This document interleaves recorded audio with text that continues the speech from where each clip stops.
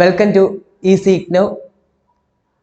BCOC 131 financial അക്കൗണ്ടിങ്ങിൻ്റെ introduction സെക്ഷനാണ് നമ്മൾ കഴിഞ്ഞ ക്ലാസ്സിൽ നോക്കിയത്. ഒരു 6 ബ്ലോക്കുകളിലായിട്ട് 21ഓളം ചാപ്റ്റേഴ്സ് നമ്മൾ ജസ്റ്റ് അതിൻ്റെ പേരും എന്തൊക്കെ പഠിക്കാനുണ്ട് എന്നതിനെക്കുറിച്ച് കണ്ടു. നമ്മൾ ഇന്നത്തെ ക്ലാസ്സിൽ ഒന്നാമത്തെ ബ്ലോക്കായ തിയററ്റിക്കൽ ഫ്രെയിം വർക്കിൽ ഒന്നാമത്തെ യൂണിറ്റായ nature and scope of accounting, full തിയറിയാണ്. ഒരു 8-10ഓളം തിയറി പോർഷൻസ് നമ്മൾ ഈ ചാപ്റ്ററിലൂടെ പഠിച്ച് നമ്മൾ വൈൻഡപ്പ് ചെയ്യും.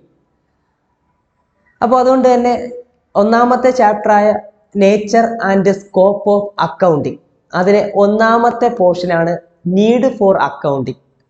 അക്കൗണ്ടിങ് ചെയ്യുന്നത് കൊണ്ടും അല്ലെങ്കിൽ പഠിക്കുന്നത് കൊണ്ടും എന്താണ് ആവശ്യം, നീഡ് ഫോർ അക്കൗണ്ടിങ്. അപ്പോൾ അത് വലിയ രീതിയിൽ പോയിന്റ് ഔട്ട് ചെയ്ത് നിങ്ങളുടെ സിലബസിൽ കൊടുത്തിട്ടില്ലെങ്കിൽ പോലും നമ്മൾ ജസ്റ്റ് മനസ്സിലാക്കുക എന്താണ് നീഡ് ഫോർ അക്കൗണ്ടിങ് എന്നുള്ളത്. നമുക്കറിയാം പലതരം ബിസിനസ് സ്ഥാപനങ്ങളുണ്ട്. നമ്മൾ സ്കൂൾ തലത്തിൽ, അതായത് +1 +2 കൊമേഴ്സ് പഠിക്കുന്നവരൊക്കെ ബിസിനസ് സ്റ്റഡീസിൽ പഠിക്കുന്നുണ്ടാവും. സോൾ പ്രൊപ്രൈറ്റർഷിപ്പ് ഒരാൾ നടത്തുന്നത്, അതുപോലെ 2ഓ അതിലധികമോ പേർ ചേർന്ന് ചെയ്യുന്ന partnership, joint stock company, cooperative society, അങ്ങനെ ഒത്തിരിയേറെ ടൈപ്സ് ഓഫ് ബിസിനസ്സുകൾ നമ്മുടെ ചുറ്റും പ്രവർത്തിക്കുന്നതായിട്ടുണ്ട്. നമ്മളത് പഠിച്ചു കഴിഞ്ഞതുമാണ് സ്കൂൾ തലത്തിൽ. അപ്പോൾ ഈ പലതരത്തിൽ ഏത് ടൈപ്സ് ബിസിനസ് എടുത്താൽ പോലും നമ്മുടെ പ്രധാനം, അതായത് അവിടെ അക്കൗണ്ടിങ് വേണം എന്നുള്ളതാണ്. കാരണം നമുക്ക് ലാഭവും നഷ്ടവും അറിയണം, അവിടുത്തെ അസറ്റിൻ്റെയും ലയബിലിറ്റീസിൻ്റെയും വാല്യൂസ് അറിയണം, അതായത് ഫിനാൻഷ്യൽ പൊസിഷൻ, പിന്നെ അതുപോലെ ക്യാഷ് ഫ്ലോ, ഫണ്ട് ഫ്ലോ, അങ്ങനെ ഒത്തിരിയേറെ കാര്യങ്ങൾ നമുക്കറിയാനുണ്ട്. അപ്പോൾ ഇതിനെല്ലാം നമുക്ക് വേണ്ടതെന്ന് പറയുന്നത് അക്കൗണ്ടിങ് ആണ്. അപ്പോൾ അക്കൗണ്ടിങ്ങിൻ്റെ ഏറ്റവും പ്രധാനപ്പെട്ട ആവശ്യം അത് തന്നെയാണ്. അതായത് എല്ലാ ബിസിനസ് സ്ഥാപനങ്ങളിലും, അതിപ്പോൾ പ്രോഫിറ്റ് അല്ലാതെ പ്രവർത്തിക്കുന്ന നോൺ പ്രോഫിറ്റ് ഓർഗനൈസേഷൻസ് ആയിട്ടുള്ള സ്കൂളായിക്കോട്ടെ, അതുപോലെ ഹോസ്പിറ്റൽ ആയിക്കോട്ടെ, അതുപോലെ മറ്റ് എഡ്യൂക്കേഷണൽ അല്ലെങ്കിൽ ഇപ്പോൾ ചാരിറ്റബിൾ ട്രസ്റ്റ്, ഇങ്ങനെ അല്ലെങ്കിൽ റിലീജിയസ് ഇൻസ്റ്റിറ്റ്യൂഷൻ, ഇങ്ങനെ എന്ത് തരം നോൺ പ്രോഫിറ്റ് ഓർഗനൈസേഷനിലും നമുക്ക് അക്കൗണ്ടിങ് വേണം. അതായത് നമുക്ക് പ്രധാനമായിട്ടും ഈ അക്കൗണ്ടിങ് ചെയ്യുന്നത് നമുക്ക് കിട്ടാനുള്ള ക്യാഷ്, അതിന് ഡെപ്റ്റേഴ്സ് എന്ന് വിളിക്കും, അതുപോലെ തന്നെ കൊടുക്കാനുള്ള ക്യാഷ് ക്രെഡിറ്റേഴ്സ് എന്ന് വിളിക്കും, അതുപോലെ ഇങ്ങനെ നമുക്കുള്ള ഇപ്പം എക്സ്പെൻസുകളായിക്കോട്ടെ, ഇൻകം ആയിക്കോട്ടെ, നമുക്കുള്ള അസറ്റ് ആയിക്കോട്ടെ, ലയബിലിറ്റീസ് ആയിക്കോട്ടെ, ഇതെല്ലാം അറിയണമെങ്കിൽ നമുക്ക് അക്കൗണ്ടിങ് ചെയ്തേ പറ്റൂ. അപ്പൊ അക്കൗണ്ടിങ്ങിന്റെ ഏറ്റവും പ്രധാനപ്പെട്ട നീഡ് എന്ന് പറയുന്നതും അത് തന്നെയാണ്. നമുക്കൊരു റെക്കോർഡ്സ് മെയിൻറ്റെയിൻ ചെയ്യണം. അതുപോലെ തന്നെ അക്കൗണ്ടിങ്ങിലൂടെ നമുക്ക് പ്രോഫിറ്റ് ഓർ ലോസ് അറിയണം, ഫിനാൻഷ്യൽ പൊസിഷൻ അറിയണം. ഇങ്ങനെ കുറച്ച് കാര്യങ്ങൾ നമ്മൾ പോയിന്റ് ഔട്ട് ചെയ്ത് നമ്മൾ മനസ്സിലാക്കേണ്ടത് ഏറ്റവും പ്രധാനപ്പെട്ട ആവശ്യമാണ്. അപ്പൊ നീഡ് ഫോർ അക്കൗണ്ടിങ്, നമുക്ക് ഇത്രയും കാര്യങ്ങൾ പോയിന്റ് ഔട്ട് ചെയ്ത് കോൺസെപ്റ്റ് നമ്മൾ മനസ്സിലാക്കിയാൽ മതിയാവും. ഓക്കെ, അപ്പൊ നേച്ചർ ഓഫ് അക്കൗണ്ടിങ് നമ്മൾ കഴിഞ്ഞാൽ ഉടനെ ചാപ്റ്ററിലെ അടുത്ത പോർഷൻ എന്ന് പറയുന്നത് ഒബ്ജക്റ്റീവ്സ് ഓഫ് അക്കൗണ്ടിങ് ആണ്. അക്കൗണ്ടിങ്ങിന്റെ ലക്ഷ്യങ്ങൾ എന്തൊക്കെയാണ്? സത്യം പറഞ്ഞാൽ ഈ നീഡും ഒബ്ജക്റ്റീവ്സും ഒക്കെ ഏകദേശം ഒരേ പോയിന്റ് ഔട്ട് ചെയ്ത് പറയുന്ന കാര്യങ്ങൾ തന്നെയാണ്. എങ്കിലും നിങ്ങളുടെ സിലബസിൽ കൃത്യമായി പോയിന്റ് ഔട്ട് ചെയ്ത് പറയുന്നുണ്ട് ഒബ്ജക്റ്റീവ്സ് ഓഫ് അക്കൗണ്ടിങ്. അപ്പോൾ ഒന്നാമത്തെ പോയിന്റ് എന്ന് പറയുന്നത് ടു കീപ്പ് സിസ്റ്റമാറ്റിക് റെക്കോർഡ്സ് എന്നുള്ളതാണ്.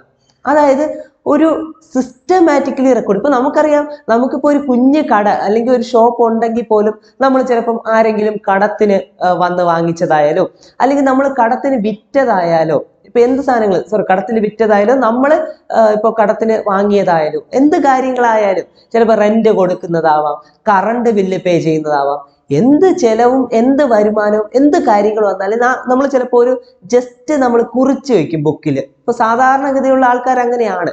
അതായത് കുഞ്ഞു കുഞ്ഞു കടകളൊക്കെ നടത്തുന്നവർ ജസ്റ്റ് എഴുതി വെക്കും, ഇന്ന ആൾ അല്ലെങ്കിൽ ഇന്ന ആൾക്ക് കടത്തിന് വിറ്റു, അല്ലെങ്കിൽ നമ്മൾ എന്താണ് ഈ പറ്റ് ബുക്ക് എന്നൊക്കെ പറയും. അപ്പൊ അങ്ങനെ നമ്മൾ ജസ്റ്റ് റെക്കോർഡ് ചെയ്ത് വെക്കും.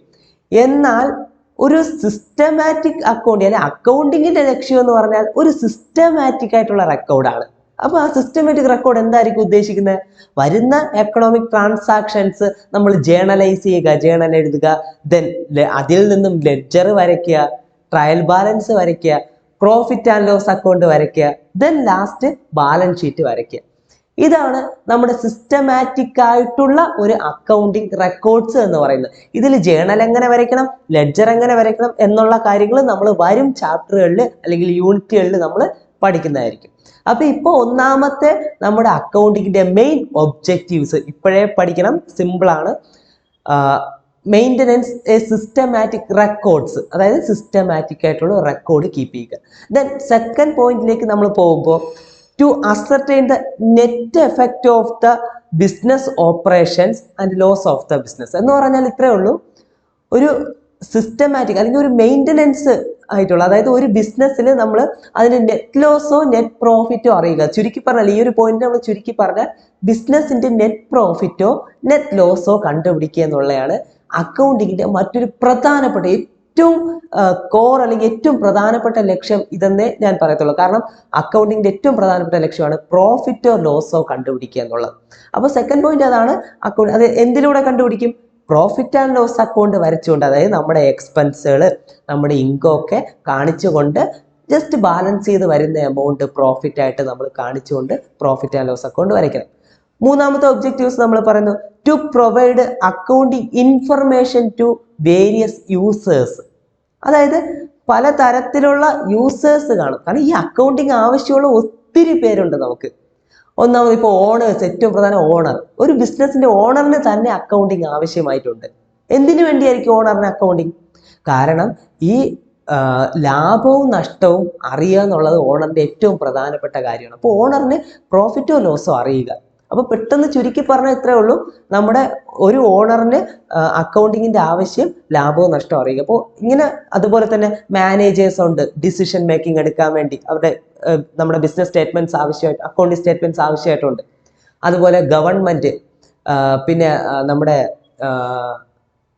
ഇത് ടാക്സ് കൺസൾട്ടൻസ്, അപ്പൊ ഇങ്ങനെ നമ്മുടെ ടാക്സ് അതോറിറ്റീസ്, അപ്പൊ ഇങ്ങനെ ഒത്തിരി കാര്യങ്ങൾക്ക് വേണ്ടി നമുക്ക് എന്താണ് അക്കൗണ്ടിങ് നമുക്ക് ആവശ്യമായിട്ടുണ്ട്. അപ്പൊ ഈ വേരിയസ് യൂസേഴ്സിന് അക്കൗണ്ടിങ് നമ്മൾ കൊടുക്കുക, പ്രൊവൈഡ് ചെയ്യുക എന്നുള്ളതാണ് മൂന്നാമത്തെ ഏറ്റവും പ്രധാനപ്പെട്ട ലക്ഷ്യം എന്ന് പറയുന്നത്.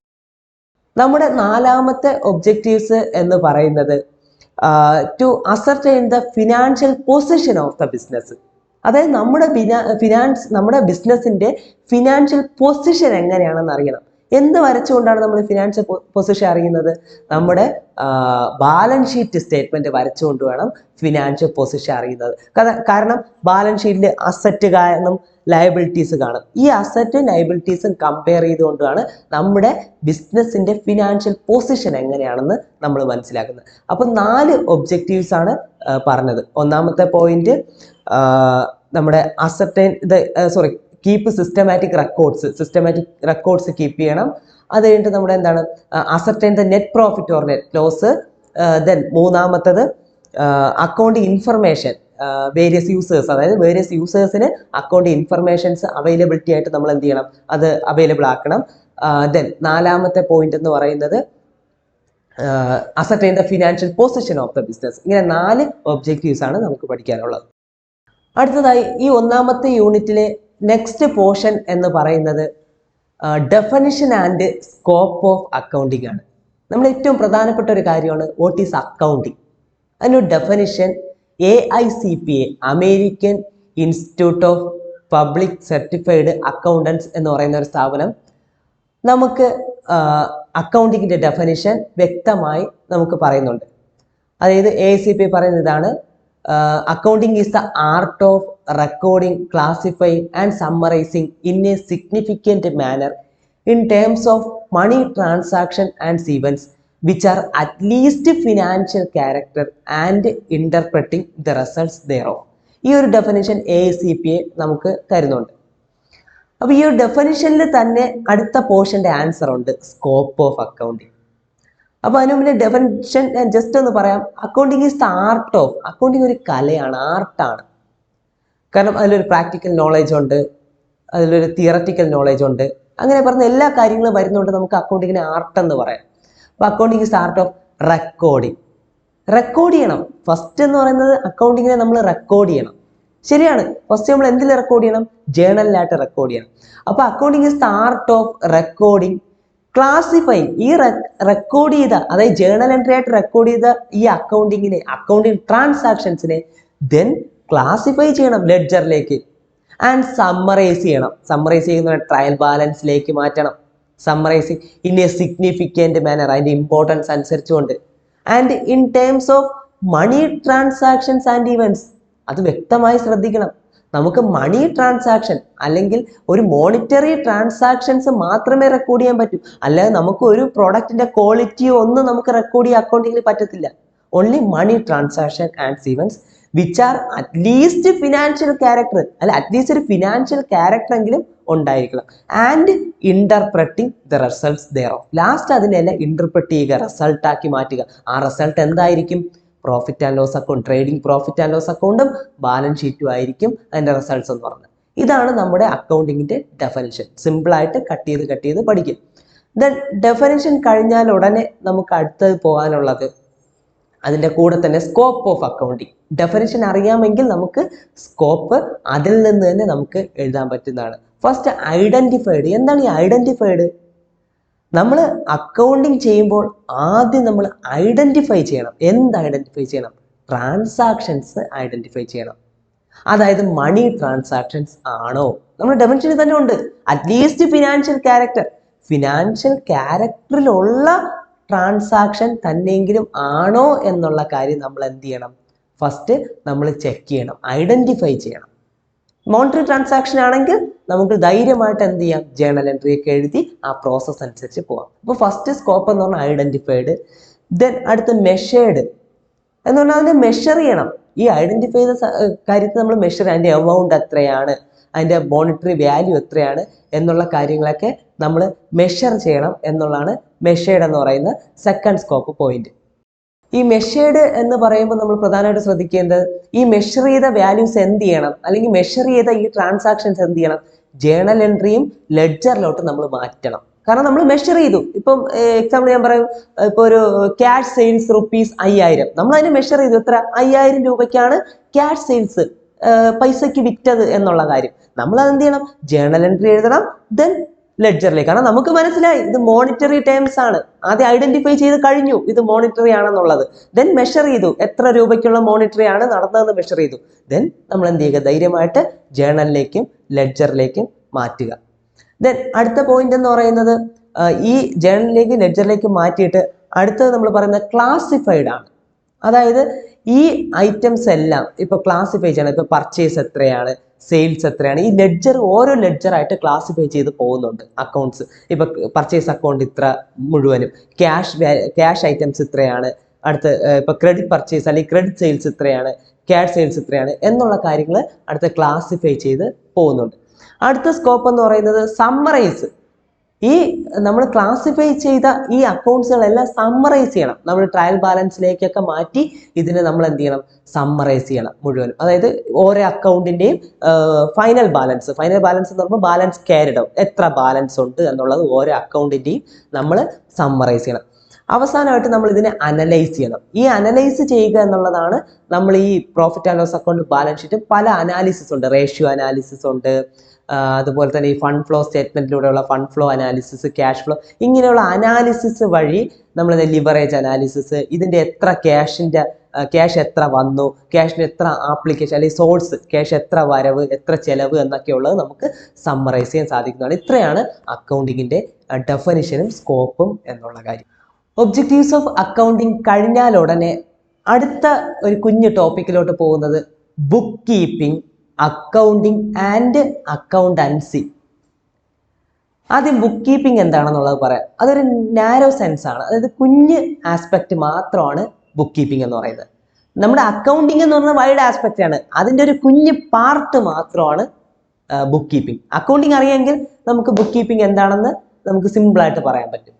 അതായത് ബുക്ക് കീപ്പിംഗ് എന്ന് പറയുന്നത് it is A maintaining or records of A transaction, അത്രയും മാത്രമേ ഉള്ളൂ. ഒരു ബുക്സ് ഓഫ് അക്കൗണ്ടിങ് കീപ്പ് ചെയ്യുക മാത്രമേ ഉള്ളൂ. എന്ന് വെച്ചാൽ ജേണലും ലെഡ്ജറും വരെ ഒതുങ്ങുന്നതാണ് ബുക്ക് കീപ്പിംഗ്. ഇപ്പൊ നമുക്കറിയാം അക്കൗണ്ടിങ്ങിന്റെ പ്രോസസ്സ് നമുക്കറിയാം: റെക്കോർഡിങ്, ക്ലാസിഫൈങ്, സമ്മറൈസിങ്, പിന്നെ അതിനെന്തെങ്കിലും അനലൈസ് ചെയ്യണം, ഇന്റർപ്രറ്റ് ചെയ്യണം, കമ്മ്യൂണിക്കേറ്റ് ചെയ്യണം. ഇങ്ങനെ നമുക്ക് സ്റ്റെപ്പ് ബൈ സ്റ്റെപ്പ് ആയിട്ടാണ് അക്കൗണ്ടിങ് ഉള്ളത്. ഇതിൽ ആദ്യം റെക്കോർഡിംഗ് എന്താണ് സൂചിപ്പിക്കുന്നത്? നമ്മുടെ മോണിറ്ററി ട്രാൻസാക്ഷൻസ് ജേണലിലേക്കും ലെഡ്ജറിലേക്കും എഴുതുക എന്നുള്ളതാണ്. ഈ അതിലേക്ക് മാത്രം ഒതുങ്ങുന്നതാണ് ബുക്ക് കീപ്പിംഗ്. അപ്പൊ ബുക്ക് കീപ്പിംഗ് ജസ്റ്റ് ഇത്രേ ഉള്ളൂ. ജസ്റ്റ് സിംപ്ലി ആയിട്ട് പറഞ്ഞു കഴിഞ്ഞാൽ maintaining or records first part of books of accounts മാത്രമാണ്. അതായത് ആദ്യത്തെ പാർട്ട് ബുക്സ് ഓഫ് അക്കൗണ്ട്സ് മാത്രം എന്ത് ചെയ്യുക, മെയിൻറ്റെയിൻ ചെയ്യുക അല്ലെങ്കിൽ കീപ്പ് ചെയ്യുക, റെക്കോർഡ് ചെയ്യുക എന്നുള്ളത് മാത്രമല്ല. First part of books of accounts എന്ന് പറയുന്നത് ജേണലും ലെഡ്ജറും മാത്രം കീപ്പ് ചെയ്യുക, ജസ്റ്റ് കീപ്പ് ചെയ്യുക, സൂക്ഷിക്കുക, അത്രയും മാത്രമേ ബുക്ക് കീപ്പിംഗ് കൊണ്ട് ഉദ്ദേശിക്കുന്നുള്ളൂ. അക്കൗണ്ടിങ് വരുമ്പോൾ എങ്ങനെയാണ്, ആ ബുക്ക് കീപ്പിംഗ് അത് ജേണലും ലെഡ്ജറും കഴിഞ്ഞ് ട്രയൽ ബാലൻസും profit and loss account balance ഷീറ്റും അതിന്റെ കമ്മ്യൂണിക്കേഷനും എല്ലാം ഉൾപ്പെടുന്നതാണ് അക്കൗണ്ടിങ്. എന്നാൽ ബുക്ക് കീപ്പിംഗ് ജസ്റ്റ് ജേണലും ലെഡ്ജറും വരെ ഒതുങ്ങുന്നത് മാത്രമാണ് ബുക്ക് കീപ്പിംഗ്. അത്രേ ഉള്ളൂ അതിന്റെ സെൻസ് എന്ന് പറയുന്നത്. അടുത്തിനി എന്താണ് അക്കൗണ്ടിങ്, അടുത്ത അക്കൗണ്ടൻസി. അക്കൗണ്ടിങ് എന്താണെന്ന് നേരത്തെ ഞാൻ ഓൾറെഡി ഡെഫിനിഷനിൽ പറഞ്ഞു. ഇനി അതിനെക്കുറിച്ച് അധികം പറയേണ്ട കാര്യമില്ല. അക്കൗണ്ടിങ് അറിയാമല്ലോ, ആ ഡെഫിനിഷൻ റെക്കോർഡ് ചെയ്യുക, സമ്മറൈസ് ചെയ്യുക, ആ ഡെഫിനിഷൻ മൊത്തത്തിലുള്ളതാണ് അക്കൗണ്ടിങ്. ദെൻ അക്കൗണ്ടൻസി, നമ്മൾ ഈ പഠിക്കുന്ന സബ്ജക്റ്റിനെയാണ് അക്കൗണ്ടൻസി. അതായത് accountancy is the subject matter of study of accounting. അത്രേ ഉള്ളൂ. അക്കൗണ്ടിങ് പഠിക്കുന്ന സബ്ജക്റ്റ് മാറ്റർ ആണ്, ആ സബ്ജക്റ്റിനെയാണ് നമ്മൾ അക്കൗണ്ടൻസി എന്ന് പറയുന്നത്. ആ ഒരു ബ്രാഞ്ച് അല്ലെങ്കിൽ ആ ഒരു പഠിക്കുന്ന കാര്യത്തിനെയാണ് നമ്മൾ അക്കൗണ്ടൻസി എന്ന് പറയുന്നത്. അപ്പൊ ഇത്രയാണ് accounting, book keeping, accounting and accountancy. അടുത്ത നമ്മുടെ പോർഷൻ എന്ന് പറയുന്നത് യൂസേഴ്സ് ഓഫ് അക്കൗണ്ടിങ് ഇൻഫർമേഷൻ ആണ്. അതായത് ആരൊക്കെയാണ് നമ്മുടെ അക്കൗണ്ടിങ് ഇൻഫർമേഷൻസ് ആവശ്യമായിട്ട് വരുന്ന ആൾക്കാർ. ഒന്നാമത് പറയുന്നത് തന്നെ ഓണേഴ്സ്. ഞാൻ നേരത്തെ പറഞ്ഞ തന്നെയാണ്, ആ ഒരു പോർഷനായിട്ട് ഇപ്പോൾ പഠിക്കുന്നു എന്നേ ഉള്ളൂ. ഓണേഴ്സിന് എന്തിനു വേണ്ടിയായിരിക്കും അക്കൗണ്ടിങ് ഇൻഫർമേഷൻസ് ആവശ്യം? പ്രോഫിറ്റ് ഓർ ലോസ് അറിയാൻ വേണ്ടി. അത്രേ ഉള്ളൂ. നമ്മുടെ സ്ഥാപനത്തിലെ ലാഭവും നഷ്ടവും എത്ര, അല്ലെങ്കിൽ എക്സ്പെൻസ് എത്ര, ഇൻകം എത്ര, ബാക്കി വരുന്നത് മിച്ചം ലാഭവും നഷ്ടമാണെന്ന് നമുക്കറിയാമല്ലോ. ദെൻ എത്ര അസറ്റുകളുണ്ട് നമുക്ക്, അത് കഴിഞ്ഞ് അതിന് അനുയോജ്യമായിട്ടുള്ള ലയബിലിറ്റീസ് ഉണ്ടോ, ഇതെല്ലാം അറിയാൻ അതിന്റെ കാൽക്കുലേഷൻ, ഡിപ്രീസിയേഷന്റെ കാൽക്കുലേഷൻ, അങ്ങനെ ഒത്തിരി കാര്യങ്ങൾ അറിയണമെങ്കിൽ നമുക്ക് എന്ത് ചെയ്തേ പറ്റൂ, അക്കൗണ്ടിങ് ആവശ്യമായിട്ടുണ്ട്. അപ്പോൾ ഓണറിന് അക്കൗണ്ടിങ് ഇൻഫർമേഷൻ ആവശ്യമായിട്ടുണ്ട്.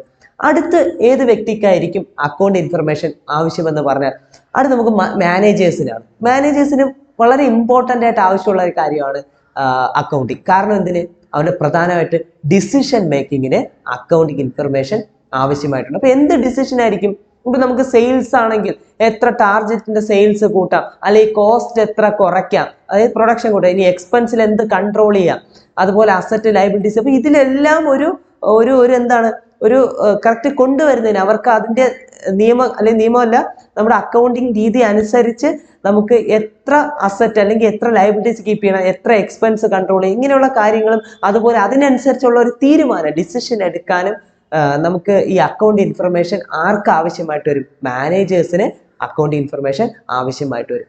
അടുത്തെന്ന് പറഞ്ഞാൽ ക്രെഡിറ്റേഴ്സ് എന്ന് പറയുമ്പോൾ നമുക്കറിയാം, നമ്മൾ അങ്ങോട്ട് പൈസ കൊടുക്കാനുള്ള ആളിനെയാണ് ക്രെഡിറ്റേഴ്സ് എന്ന് പറയുന്നത്. ഇപ്പം നമ്മളൊരു 5000 രൂപയ്ക്ക് അല്ലെങ്കിൽ ഒരു 10000 രൂപയ്ക്ക് ഒരു വ്യക്തിയുടെ കയ്യിൽ നിന്ന് നമ്മൾ സാധനം വാങ്ങി, purchase of goods on credit എന്ന് പറയും. ഒരു 10,000 റുപ്പീസിന് നമ്മൾ എന്ത് ചെയ്യുന്നു, കുറച്ച് ഗുഡ്സ് വാങ്ങിയെങ്കിൽ നമ്മൾ പറയുന്നു ഒരാഴ്ച അല്ലെങ്കിൽ ഒരു മാസം അല്ലെങ്കിൽ നമുക്ക് ഇപ്പം ക്യാഷ് ഇല്ല, പിന്നെ തരാം എന്ന് പറഞ്ഞാൽ ഇനി തൊട്ട് നമ്മൾ ആരുടെ കയ്യിൽ നിന്നാണോ ഗുഡ്സ് വാങ്ങിയത് ആ വ്യക്തികളെ നമ്മൾ ക്രെഡിറ്റേഴ്സ് എന്ന് വിളിക്കും. ആ ക്രെഡിറ്റേഴ്സിന് നമ്മുടെ അക്കൗണ്ടിങ് ഇൻഫർമേഷൻസ് ആവശ്യമായിട്ടുണ്ട്. എന്തിനാണ്, എത്ര രൂപയ്ക്കുള്ള സാധനങ്ങൾ ഈ ബിസിനസ്സിന് നമ്മൾ കൊടുത്തു, അല്ലെങ്കിൽ എന്താണ് ബിസിനസ് നമ്മൾ വാങ്ങിച്ചു എന്നൊക്കെയുള്ള കാര്യങ്ങൾ അറിയാനൊക്കെ വേണ്ടി നമ്മൾ എന്താണ് ആ ക്രെഡിറ്റേഴ്സിന് ആവശ്യമായിട്ടുണ്ട്. ക്രെഡിറ്റേഴ്സ് കഴിഞ്ഞ് അടുത്ത് നമുക്ക് ആവശ്യമായിട്ട് അല്ലെങ്കിൽ നമ്മുടെ അക്കൗണ്ട് ഇൻഫർമേഷൻസ് ആവശ്യമായിട്ടുള്ളത് പ്രോസ്പെക്റ്റീവ് ഇൻവെസ്റ്റേഴ്സ് ആണ്. ആരാണ് ഇൻവെസ്റ്റേഴ്സ് എന്ന് പറഞ്ഞാൽ നമ്മുടെ ബിസിനസ്സിലേക്ക് ക്യാഷ് അല്ലെങ്കിൽ പൈസ ഇൻവെസ്റ്റ് ചെയ്യുന്ന ആൾക്കാരാണ്. അതായത് ഇപ്പോൾ പുറത്തു നിന്നുള്ള, ഇപ്പോൾ ഞാനിപ്പോൾ ഒരു കമ്പനി, എക്സാമ്പിൾ ഒരു ABC എന്ന കമ്പനി, ആ കമ്പനി ഞാനിപ്പോൾ ഏകദേശം നല്ല പ്രോഫിറ്റിൽ പോകുന്ന ഒരു കമ്പനിയാണെന്ന് മനസ്സിലാക്കി ഞാൻ എൻ്റെ എമൗണ്ട് കൊണ്ടുപോയി, അല്ലെങ്കിൽ ഇന്ന ക്യാപിറ്റൽ എന്നല്ല, ഒരു ഇന്ന എമൗണ്ട് കൊണ്ടുപോയി ഞാൻ ഇൻവെസ്റ്റ് ചെയ്തു. എനിക്ക് അതിൽ നിന്ന് എന്ത് കിട്ടും, പ്രോഫിറ്റ് ചെയ്യുന്ന ഒരു വിഹിതമോ അല്ലെങ്കിൽ അവിടുത്തെ ഇൻട്രസ്റ്റ് ചെയ്യുന്ന ഒരു വിഹിതമോ എന്തെങ്കിലും കിട്ടും. അപ്പൊ അങ്ങനെ ഇൻവെസ്റ്റ് ചെയ്തു. അപ്പൊ ആ ഇൻവെസ്റ്റേഴ്സിന് അക്കൗണ്ട് ഇൻഫർമേഷൻസ് ആവശ്യമുണ്ട്. എത്ര രൂപയ്ക്കുള്ള ഇട്ട്, അതിന് എനിക്ക് എത്ര ഏണിങ്സ് കിട്ടി എന്നൊക്കെയുള്ള ഒരു കാൽക്കുലേഷനും അതിൻ്റെ അനാലിസിസിനൊക്കെ വേണ്ടി നമുക്ക് എന്താണ് അക്കൗണ്ട് ഇൻഫർമേഷൻസ് ഈ ഇൻവെസ്റ്റേഴ്സിന് ആവശ്യമായിട്ടുണ്ട്. അടുത്തൊരു വ്യക്തിയാണ് ടാക്സ് അതോറിറ്റീസ്. ഈ ടാക്സ് അതോറിറ്റീസിനും ഏറ്റവും ഇമ്പോർട്ടൻ്റ് ആയിട്ട് അക്കൗണ്ട് ഇൻഫർമേഷൻസ് വേണം. കാരണം നമുക്കറിയാം ഒരു ബിസിനസ്സിന്റെ ഇൻകം ടാക്സ് അല്ലെങ്കിൽ ടാക്സ് ഫയൽ ചെയ്യുമ്പോൾ നമുക്കറിയാം അതിൽ കൊടുക്കുന്ന നമ്മൾ കൊടുക്കുന്ന കുറച്ച് വാല്യൂസ് ഉണ്ട്. അതായത് നമ്മുടെ profit and loss account, balance sheet ഒക്കെ നമുക്ക് അറ്റാച്ച് ചെയ്ത് ടാക്സ് അതോറിറ്റീസിന് കൊടുക്കേണ്ടി വരും. കാരണം നമ്മുടെ ബിസിനസിന്റെ ഒരു വർഷത്തെ കണക്ക്, അതായത് നമ്മുടെ അസസ്മെന്റ് ഇയർ അല്ലെങ്കിൽ കഴിഞ്ഞ പ്രീവിയസ് ഇയറിലെ അസസ്മെന്റ് അല്ല പ്രീവിയസ് ഇയറിലെ നമ്മൾ പ്രീവിയസ് ഇയറിന്റെ ആണല്ലോ നമ്മൾ ടാക്സ് ഫയൽ ചെയ്യുന്നത്. അപ്പോൾ ആ പ്രീവിയസ് ഇയറിന്റെ ആ ഒരു വർഷക്കാലത്തെ നമ്മുടെ profit and loss, trading profit and loss ഒക്കെ ഉണ്ട്, ബാലൻസ് ഷീറ്റും അതുപോലെ ഡിപ്രീസിയേഷന്റെ കാൽക്കുലേഷനും, അങ്ങനെ എല്ലാ നോട്ട്സോട് കൂടി നമ്മൾ എന്ത് ചെയ്യണം, നമ്മൾ ടാക്സ് അതോറിറ്റിക്ക് ഇൻകം ടാക്സ് ഫയൽ ചെയ്യണം. അപ്പോൾ ടാക്സ് അതോറിറ്റീസിന് ഫയൽ ചെയ്യണമെങ്കിൽ നമ്മൾ എന്ത് ചെയ്യണം, അക്കൗണ്ടിങ് ചെയ്താലല്ലേ നമുക്കത് ഫയൽ ചെയ്യാൻ പറ്റത്തുള്ളൂ. അപ്പോൾ അക്കൗണ്ട് ഇൻഫർമേഷൻസ് ആവശ്യമായിട്ടുള്ള മറ്റൊരു വ്യക്തി അല്ലെങ്കിൽ ഒരു യൂസറാണ് നമ്മുടെ ടാക്സ് അതോറിറ്റീസ് എന്ന് പറയുന്നത്. നിങ്ങൾ സിലബസിൽ അവസാനമായിട്ട് കൊടുത്തിരിക്കുന്ന ഒരു യൂസർ എന്ന് പറയുന്നത് എംപ്ലോയീസ് ആണ്. എംപ്ലോയീസിനും അക്കൗണ്ട് ഇൻഫർമേഷൻസ് ആവശ്യമായിട്ടുണ്ട്. എന്തിനു വേണ്ടി? അവർക്ക് പ്രോപ്പർ ആയിട്ടുള്ള സാലറിയുടെ വാല്യൂഷൻ, സാലറി കാൽക്കുലേഷൻ, അതുപോലെ തന്നെ അവർക്കുള്ള അലവൻസിന്റെ ഒക്കെ കാൽക്കുലേഷൻസ്, അങ്ങനെയുള്ള അവരുടെ സാലറി, വേജസ്, ഇങ്ങനെയുള്ള അവരുടെ അലവൻസ്, അവരുടെ ബെനഫിറ്റ്സ്, കമ്മീഷൻ, ഇങ്ങനെയുള്ള കാര്യങ്ങളുടെ എല്ലാം ഒരു കാൽക്കുലേഷന് വേണ്ടി നമുക്ക് എന്താണ് അക്കൗണ്ട് ഇൻഫർമേഷൻസ് ആവശ്യമായിട്ടുണ്ട്. അപ്പോൾ ഇത്രയാണ് users of account, account information ആവശ്യമുള്ള ആൾക്കാർ. നമ്മളൊന്ന് ഓർത്ത് പറയുക, ഇൻവെസ്റ്റേഴ്സ് ഉണ്ട്, ക്രെഡിറ്റേഴ്സ് ഉണ്ട്, അതുപോലെ തന്നെ ഡെപ്റ്റേഴ്സ് പറയാം, അതുപോലെ തന്നെ ടാക്സ് അതോറിറ്റീസ് ഉണ്ട്, ഓണേഴ്സ് ഉണ്ട്, മാനേജേഴ്സ് ഉണ്ട്. അപ്പോൾ ഇന്ന വ്യക്തികളെല്ലാവരും നമ്മൾ എന്താണ് അക്കൗണ്ട് ഇൻഫർമേഷൻസ് ആവശ്യമായിട്ടുള്ള യൂസേഴ്സ് ആണ്. അടുത്ത പോർഷനിലേക്ക് നമ്മൾ പോകുമ്പോൾ അവിടെ നമുക്ക് പഠിക്കാനുള്ളത് accounting as A information system. Accounting ഒരു ഇൻഫർമേഷൻ സിസ്റ്റം ആണ് എന്നുള്ളതാണ്. നമുക്ക് ഡീറ്റെയിൽ ആയിട്ട് അതിനിപ്പോൾ പഠിക്കേണ്ട കാര്യമില്ല. കാരണം എന്ന് വെച്ച് കഴിഞ്ഞാൽ നമ്മൾ ഓൾറെഡി ഇതിനെക്കുറിച്ച് കഴിഞ്ഞ പോർഷൻസിൽ ഡിസ്കസ് ചെയ്തതാണ്. അക്കൗണ്ടിങ്ങിന് ഒരു ഇൻഫർമേഷൻ സിസ്റ്റമാണ്. കാരണം നമുക്ക് വേണ്ട എല്ലാ ഇൻഫർമേഷൻസും എന്തിലൂടെ കിട്ടും? അക്കൗണ്ടിങ് ചെയ്യുന്നതിലൂടെ കിട്ടും. അപ്പൊ നിങ്ങൾ വിചാരിക്കും എന്തായിരിക്കും ഇൻഫർമേഷൻ സിസ്റ്റം? ഞാൻ അതും പറഞ്ഞു കഴിഞ്ഞതാണ്. നമ്മുടെ trading profit and loss account, balance ഷീറ്റും, എക്സ്പെൻസിനെ കുറിച്ചുള്ളതും, ഇൻകത്തിനെ കുറിച്ചുള്ളതും, അസറ്റിനെ കുറിച്ചുള്ളതും, ലയബിലിറ്റീസിനെ കുറിച്ചുള്ളതും, ഇങ്ങനെയുള്ള എല്ലാ സർവ്വ കാര്യങ്ങളെ കുറിച്ചുള്ള ഒരു ഇൻഫർമേഷൻ, മണി ട്രാൻസാക്ഷൻ അല്ലെങ്കിൽ മോണിറ്ററി കാര്യങ്ങളെ കുറിച്ചുള്ള എല്ലാ ഇൻഫർമേഷൻസും നമുക്ക് അക്കൗണ്ടിലൂടെ നമുക്ക് ലഭിക്കും. അപ്പൊ അതുകൊണ്ട് അക്കൗണ്ടിങ്ങിനെ നമുക്കൊരു ഇൻഫർമേഷൻ സിസ്റ്റം എന്ന് വിളിക്കാം. അപ്പൊ അതുകൊണ്ട് തന്നെ അതിന് വേണ്ടിയുള്ള അല്ലെങ്കിൽ അതിന് മാച്ച് ആയിട്ടുള്ള ഒരു പോർഷനാണ് നമ്മൾ അടുത്ത് പഠിക്കുന്നത്, യൂസസ് ഓഫ് അക്കൗണ്ടിങ് ഇൻഫർമേഷൻ. ഉപയോഗം എന്താണ്, അക്കൗണ്ടിങ്ങിന്റെ ഉപയോഗം എന്താണെന്നുള്ള കാര്യം. ഓക്കെ, യൂസസ് ഓഫ് അക്കൗണ്ടിങ് ഇൻഫർമേഷനും നമ്മൾ ഓൾറെഡി അതുമായിട്ട് റിലേറ്റ് ചെയ്ത് പറഞ്ഞ് കഴിഞ്ഞ കാര്യം തന്നെയാണ്. എങ്കിലും ആ ഒരു പോർഷനിലേക്ക് നമ്മൾ പോകുമ്പോൾ യൂസസ് ഓഫ്, അതിന് ഉപയോഗം എന്താണ്, അക്കൗണ്ടിങ് ഇൻഫർമേഷന്റെ ഉപയോഗം എന്താണ്, ഏറ്റവും പ്രധാനപ്പെട്ട നേരത്തെ പറഞ്ഞത് തന്നെയാണ്. ഒബ്ജക്റ്റീവ്സിലൊക്കെ ഉള്ള അതേ കാര്യങ്ങൾ തന്നെയാണ്, ഒരു അക്കൗണ്ടിങ്ങിന്റെ ലക്ഷ്യങ്ങൾ എന്നതിനുള്ള അതേ പോയിന്റ്സ് തന്നെയാണ് നമ്മുടെ യൂസിലും വരുന്നത്. അപ്പൊ എങ്കിലും ഒന്നാമത്തെ use managerial decision making. Decision മേക്കിങ്ങിന് അക്കൗണ്ടിങ് വേണം. ഞാനത് ഡീറ്റെയിൽ ആയിട്ട് പറയുന്നില്ല, കാരണം നമുക്ക് അറിയാവുന്ന കാര്യം തന്നെയാണ്. ഒരു മാനേജ്മെന്റിന് ഡിസിഷൻ മേക്കിങ്ങിന് എന്തൊക്കെ ഡിസിഷൻ എടുക്കാം എന്നുള്ളതൊക്കെ നമുക്കറിയാം. ഇപ്പോൾ സെയിൽസിന്റെ കാര്യമായിക്കോട്ടെ, ടാർഗറ്റ് അച്ചീവ് ചെയ്യണം, അല്ലെ പ്രോഫിറ്റ് വീണ്ടും നമുക്ക് ഏൺ ചെയ്യണം, അങ്ങനെയുള്ള എല്ലാ ഡിസിഷൻ മേക്കിംഗ്, അതിനുവേണ്ടി എന്തൊക്കെ ചെയ്യാം, കോസ്റ്റ് കുറയ്ക്കാം എന്നൊക്കെയുള്ള കാര്യങ്ങളിലും എല്ലാം ഡിസിഷൻ മേക്കിംഗ് ചെയ്യണമെങ്കിൽ നമുക്ക് എന്താണ് അക്കൗണ്ടിങ് വേണം. അപ്പൊ അക്കൗണ്ടിങ്ങിന് ഏറ്റവും പ്രധാനപ്പെട്ട ഒരു ഉപയോഗം എന്ന് പറയുന്നത് മാനേജറിയൽ ഡിസിഷൻ മേക്കിംഗ് ആണ്. രണ്ടാമത്തെ യൂസ് പറയുന്നത് തന്നെ managerial planning, controlling and development എന്നുള്ള പോയിന്റ് ആണ്. അതായത് ഒരു മാനേജറിന് പ്ലാനിങ് ഉണ്ടാവണം, കൺട്രോൾ ചെയ്യാൻ പറ്റണം, അതിന്റെ ഡെവലപ്മെന്റ്, ഇതിനെല്ലാം അക്കൗണ്ടിങ് വേണം. അപ്പൊ അക്കൗണ്ടിങ് നമ്മൾ ചെയ്ത് കഴിഞ്ഞാൽ മാത്രമേ ഒരു മാനേജ്മെന്റിന് അതിന്റെ പ്ലാൻ അനുസരിച്ച്, ഇപ്പോൾ നമ്മളൊരു പ്ലാൻ അറിയാം, നമുക്കൊരു സെറ്റ് ഒബ്ജക്റ്റീവ് സെറ്റ് ചെയ്തിട്ടുണ്ട്, അങ്ങനെ ആ ഒബ്ജക്റ്റീവിൽ എത്തണമെങ്കിൽ നമുക്ക് അക്കൗണ്ടിങ് ചെയ്താലേ അറിയാൻ പറ്റുള്ളൂ ആ ഒബ്ജക്റ്റീവിലോട്ട് എത്തിയോ ഇല്ലേ എന്നൊക്കെ ഉള്ളത്. അതായത് നമ്മുടെ ഉദ്ദേശിക്കുന്ന ടാർഗറ്റിന്റെ സെയിൽസ് അച്ചീവ് ചെയ്തോ, അല്ലെങ്കിൽ അതനുസരിച്ചുള്ള പ്രോഫിറ്റ് ഏൺ ചെയ്തോ എന്നൊക്കെയുള്ള നമ്മൾ കാര്യങ്ങൾ അറിയണമെങ്കിൽ അക്കൗണ്ടിങ് ചെയ്യണം. അപ്പൊ അതനുസരിച്ച് വേണം നമ്മൾ പ്ലാൻ ചെയ്യാൻ വേണ്ടി. അപ്പൊ പ്ലാനിങ്, അതിന്റെ കൺട്രോളിങ്, നമുക്ക് കോസ്റ്റ് ഒക്കെ കൺട്രോൾ ചെയ്യണം. അതനുസരിച്ച് ഒരു മാനേജ്മെന്റിന്റെ ഫങ്ഷൻസ് അറിയാമല്ലോ, planning, organising, staffing, controlling, directing. നമ്മൾ +1 +2 ബിസിനസ് സ്റ്റഡീസിലൊക്കെ പഠിച്ച ഒരു സാധനമാണ്. +2 നമ്മൾ മാനേജ്മെന്റ് പ്രോസസ് അല്ലെങ്കിൽ ഫങ്ഷൻസ് എന്തൊക്കെയാണ്, planning, organising, staffing, directing, controlling. ഈ ഫങ്ഷൻസ് എല്ലാം ഇതിന്റെ ഓർഡർ അനുസരിച്ച് പോകുന്നത് എങ്ങനെയാണ്, അക്കൗണ്ടിങ്ങിന്റെ ഒരു കാര്യം വന്നിട്ടാണ്. അപ്പൊ അക്കൗണ്ടിങ് നമ്മൾ എന്താണ് കറക്റ്റ് ചെയ്ത് വന്നാലേ ആ ഫങ്ഷൻസും ഒരു പ്രശ്നം കൂടാതെ കറക്റ്റ് പോകാൻ പറ്റത്തുള്ളൂ. അപ്പോൾ ഈ ഫങ്ഷൻസിന്റെ എല്ലാം ഒരു പ്രധാനപ്പെട്ട കേന്ദ്രം എന്ന് പറയുന്നത് അക്കൗണ്ടിങ്ങിന് ഒരു പ്രധാന പങ്കുണ്ട് എന്നാണ്. അപ്പൊ മറ്റൊരു അക്കൗണ്ടിങ്ങിന്റെ യൂസ് എന്ന് പറയുന്നത് ഒരു മാനേജറിയൽ പ്ലാനിങ്, ഓർഗനൈസിങ്, അതുപോലെ ഡെവലപ്മെന്റ് എല്ലാം ഉണ്ടാവുക എന്നുള്ളതാണ്. അടുത്തൊരു യൂസ് എന്ന് പറയുന്നത് external financial reporting. External financial reporting അതായത് പുറമേ ഉള്ള ഒരു ബിസിനസിന്റെ അകത്തുള്ള ആൾക്കാർ പോലെ തന്നെ ബിസിനസിന്റെ പുറത്തുള്ള ആൾക്കാർക്കും അക്കൗണ്ടിങ് ആവശ്യമായിട്ട് ഉണ്ട് എന്നുള്ളതാണ് നാം മനസ്സിലാക്കേണ്ടത്. പുറത്തുള്ള ആൾക്കാർ നമ്മൾ നേരത്തെ കണ്ട യൂസേഴ്സ്, ഏതൊക്കെ യൂസേഴ്സ്? പുറത്തുള്ള ക്രെഡിറ്റേഴ്സ്, അല്ലെങ്കിൽ അതുപോലെ നമ്മുടെ investors, money lenders, government, tax authorities, ഇവരെല്ലാം പുറത്തുള്ളവരാണ്. അപ്പൊ അവർക്കൊരു റിപ്പോർട്ട് കൊടുക്കണമെങ്കിൽ നമ്മൾ അക്കൗണ്ടിങ് ചെയ്ത് പറ്റും. അക്കൗണ്ടിന്റെ മറ്റൊരു ഉപയോഗമാണ്, യൂസ് ആണ്. അതായത് ഇവർക്കൊക്കെ നമ്മൾ എക്സ്റ്റേണൽ യൂസേഴ്സിന് നമ്മൾ അക്കൗണ്ടിങ് റിപ്പോർട്ട് ചെയ്യണം, അല്ലെങ്കിൽ റിപ്പോർട്ട് ചെയ്യാൻ പറ്റണം എന്നുള്ളത് ഒരു അക്കൗണ്ടിങ്ങിന്റെ പ്രധാനപ്പെട്ട യൂസ് ആണ്. അടുത്തതായി നമ്മുടെ പോർഷൻ പഠിക്കാനുള്ളതെന്ന് പറഞ്ഞാൽ ബ്രാഞ്ചസ് ഓഫ് അക്കൗണ്ടിങ് ആണ്. അക്കൗണ്ടിങ്ങിന് 2-3 ബ്രാഞ്ചസ് ഉണ്ട്. ഒന്ന് ഫിനാൻഷ്യൽ അക്കൗണ്ടിങ്, 2 കോസ്റ്റ് അക്കൗണ്ടിങ്, 3 എന്ന് പറയുന്നത് മാനേജ്മെന്റ് അക്കൗണ്ടിങ്. നമ്മൾ പഠിക്കുന്നത് നമ്മുടെ സബ്ജക്റ്റ് ഫിനാൻഷ്യൽ അക്കൗണ്ടിങ് ആണ്. മറ്റ് കോസ്റ്റ് അക്കൗണ്ടിങ്ങും മാനേജ്മെന്റ് അക്കൗണ്ടിങ്ങും നമ്മൾ ഡിഗ്രി ലെവലിലൊക്കെ മറ്റ് സബ്ജക്റ്റ് മാറ്റേഴ്സ് ആയിട്ട്, അതായത് സബ്ജക്റ്റുകളായിട്ട് നമ്മൾ പഠിക്കുന്നുണ്ട്.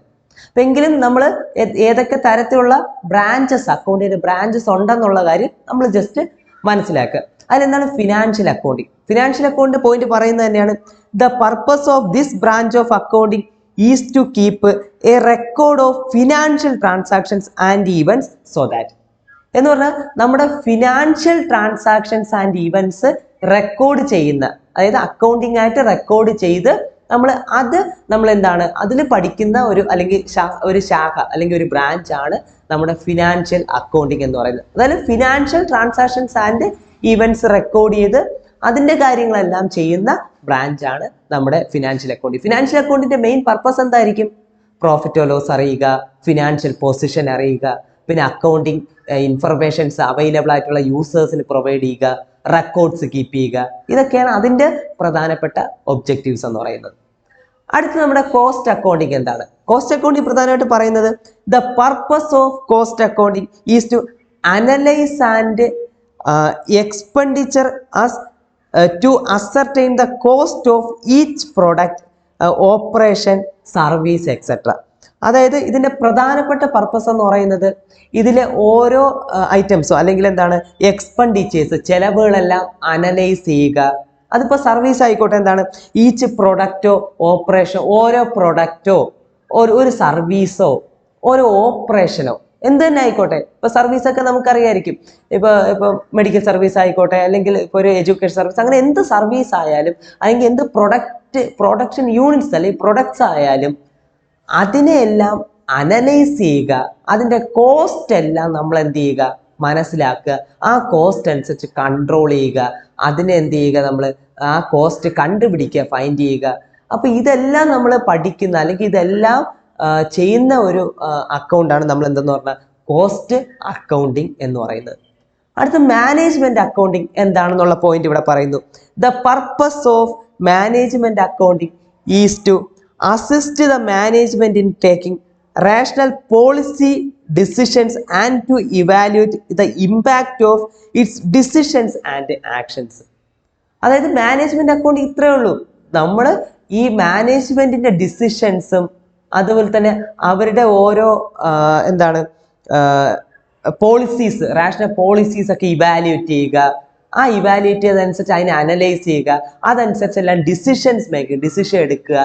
ഇതിന്റെ എല്ലാം പഠിക്കുന്നതും അല്ലെങ്കിൽ ഇതെല്ലാം ചെയ്യുന്ന ഒരു അക്കൗണ്ടിങ് ബ്രാഞ്ച് ആണ് മാനേജ്മെന്റ് അക്കൗണ്ടിങ് എന്ന് പറയുന്നത്. അപ്പോൾ ബ്രാഞ്ചസ് ഓഫ് അക്കൗണ്ടിങ് ഈ 3 കാര്യങ്ങളാണ്: financial accounting, cost accounting and management accounting എന്ന് പറയുന്നത്.